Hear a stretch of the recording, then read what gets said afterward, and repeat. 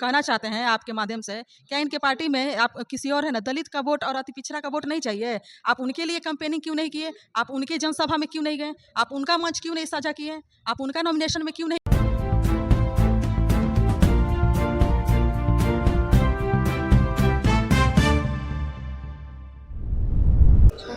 नमस्कार, आप देख रहे हैं जी लाइव न्यूज़ और मैं शुभम। मैं आज जेडीयू कार्यालय में आया हूं। जो जेडीयू की प्रवक्ता पल्लवी पटेल जी हैं उनसे बात करने की कोशिश करते हैं कि आज नॉमिनेशन था मैम लालू परिवार की बेटी का, क्या कहना चाहेंगी आप इस पर? माननीय लालू प्रसाद यादव जी आज रिटायरमेंट के इस उम्र में भी ये स्थिति और नौबत आ गई है उनको कि वो अपनी बेटी और बेटा के सामने बेबस हो गए हैं बेचारे। अब उनको अब इस तरह का है ना मंच साझा करना पड़ रहा है, नॉमिनेशन में शामिल होना पड़ रहा है। आखिर वो लोग का है ना हालात किस तरह का आ गया है, लोग मतलब हार के डर से। लेकिन जनता तो सब जानती है ना भाई, कितना भी जनता को मूर्ख बनाने का काम कीजिएगा, जनता है जो 15 साल का जो जंगल राज रहा था उस चीज़ को आज तक भूला नहीं है। और पिछले लोकसभा की तरह इस लोकसभा में भी हम लोग एनडीए गठबंधन के तहत 40 के 40 सीटों पर जीत रहे हैं। पिछले लोकसभा में 39 सीट पर हमारी जीत दर्ज हुई थी और इस बार है ना हम लोग का किशनगंज जो रह गया था, इस बार हम उस सीट पर भी जीत रहे हैं। बदहवासी की स्थिति में ये लोग हैं ना डर से, डर मतलब हार का जो डर है, तो वो इस स्थिति में है ना रिटायरमेंट के एज में भी आपका है ना, क्या इनके पार्टी में हम कहना चाहते हैं आपके माध्यम से, क्या इनके पार्टी में आप किसी और है ना दलित का वोट और अति पिछड़ा का वोट नहीं चाहिए? आप उनके लिए कैंपेनिंग क्यों नहीं किए? आप उनके जनसभा में क्यों नहीं गए? आप उनका मंच क्यों नहीं साझा किए? आप उनका नॉमिनेशन में क्यों नहीं गए? आप लोग हमेशा लालू परिवार का ये सोच ही रहा है, विचार ही रहा है, वो लोग बस परिवारवाद से आगे नहीं निकल पाए हैं। ना उनको दलित से मतलब है, ना अति पिछड़ा से मतलब है। क्या उनके पार्टी में है ना अर्चना रविदास जी को आप क्यों नहीं मंच साझा किए? उनके लिए आपने जनता से क्यों नहीं वोट मांगा? आप लालू परिवार हमेशा से ही अति पिछड़ा हो बिहार की जनता को लूटने का काम किया है, उसी तरह वो अपने कैंडिडेट के साथ भी उसी तरह का व्यवहार किया करते हैं। बात मैम, उन्होंने बोला है कि इस बार 40 की 40 सीट में से हम लोग चौंकाने वाला रिजल्ट देंगे। इस बार 400 पार का जो नारा लगाते हैं वो खुद जान लें कि उनको 100 सीट भी आने वाला नहीं है।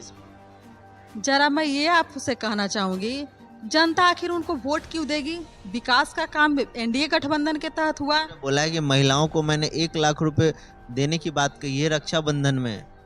ये तो सिर्फ चुनावी जुमला है भाई साहब। अभी वर्तमान समय में आप देख लीजिए कि माननीय मुख्यमंत्री नीतीश कुमार जी ने महिलाओं के लिए कितना काम किया है।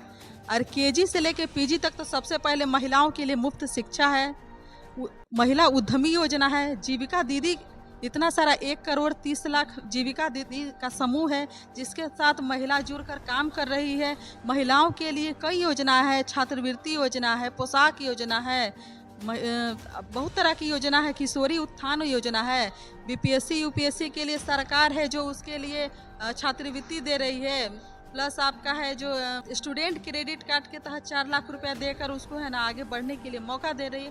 तो ये तमाम चीज़ें हैं जो जनता आखिर उनको क्यों वोट देगी। उनका कहना है कि मैंने 17 साल बनाम 17 महीने की, उनका कहना है कि 17 महीने में जो मैंने काम किया है बिहार की जनता मेरे साथ है। नीतीश कुमार जी ने 17 सालों में कितनी नौकरी दी है? 17 महीनों में उन्होंने 5 लाख सरकारी नौकरी तक दे दी है।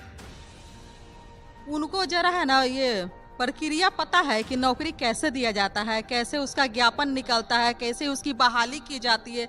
सबसे बड़ी बात है उनको तो देखिए, अभी तो वो है ना बैकफील्ड क्या उसको बोलते हैं, जो खिलाड़ी थे तो बस पानी ढोने का काम करते थे, बैटिंग प्लेयर, हाँ उसको बैटिंग प्लेयर कहते हैं। वो उस समय भी बैटिंग प्लेयर थे और आज भी राजनीति के दौर में, राजनीतिक क्षेत्र में भी वो बैटिंग प्लेयर के रूप में ही हमेशा से रहेंगे।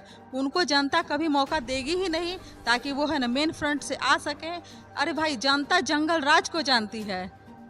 वो अपना है ना मंच से ये बताए ना कि उनके पिताजी ने जंगल राज में बिहार की जनता को किस तरह से लूटा। अपहरण और उद्योग की राजनीति करने वाले, जमीन के बदले नौकरी देने वाले आज नौकरी की बात कर रहे हैं। उनका भी कहना है, उनकी जो सारण की जो कैंडिडेट हैं आरजेडी की महागठबंधन की, उनका ये भी कहना है कि मेरा भाई नौकरी दे चुका है, अगर आप लोग जिताइएगा तो नौकरी का बाहर लग जाएगा। सबसे पहली बात तो है ना, हमारे नेता नीतीश कुमार जी ने 17 महीने का नौकरी तेजस्वी प्रसाद यादव जी को देने का काम किया। वो क्या नौकरी का देंगे? बिहार की जनता उनके जंगल राज को जानती है और उनको नौकरी 17 महीने की मिली हमारे नेता नीतीश कुमार जी के द्वारा। तो ये भी जनता जानती है हमारे नेता के ऊपर काजल बिहार की जो राजनीति है या पूरे देश की राजनीति है, उसको है ना काजल की कोठरी कहा गया है। उस कोठरी में रहने के बावजूद हमारे नेता नीतीश कुमार जी पर एक भी दाग नहीं है। आपको ईडी और सीबीआई क्यों खोज रही है? जरा ये जवाब दीजिए ना, इसका जवाब दीजिएगा। उन्होंने ये भी और ये ईडी वाले हैं ना, क्यों आपके यहाँ छापा मारते हैं? भाई पर, बहन पर, माता पर, पिता पर क्यों आपको 10-10 घंटा है ना पूछताछ चल रही है? इसका जवाब आप जनता को दीजिए। का ये भी कहना है कि इस ईडी सीबीआई के डर से नीतीश कुमार बीजेपी में भाग गए हैं। इसीलिए अरे ये लोग का दिमाग खराब हो गया। बौखलाहट की स्थिति में कुछ भी बोल सकते हैं। पहले आप जवाब दीजिए ना कि आपके पिताजी के क्या काम किए हैं जो आपको ईडी और सीबीआई खोज रही है। जनता के हित के लिए हम लोग एनडीए गठबंधन में हैं और पिछले बार भी हम लोग एनडीए गठबंधन के साथ लोकसभा चुनाव लड़े थे और पिछले बार की तरह इस बार भी लड़ रहे हैं। एनडीए गठबंधन के तहत हम लोग 40 में 40 सीट जीत रहे हैं। क्या तेजस्वी छक्का मार रहे हैं क्या? बेचारे तेजस्वी प्रसाद यादव जी पिछले बार की तरह इस बार भी शून्य पर है ना आउट होंगे। ये थी हमारे साथ पल्लवी पटेल जी जो जेडीयू की प्रवक्ता थी। उन्होंने बोला कि इस बार भी तेजस्वी जी कुछ नहीं कर पाएंगे, शून्य पे आउट हो जाएंगे। आप देखते रहे जी लाइव न्यूज़। नमस्कार।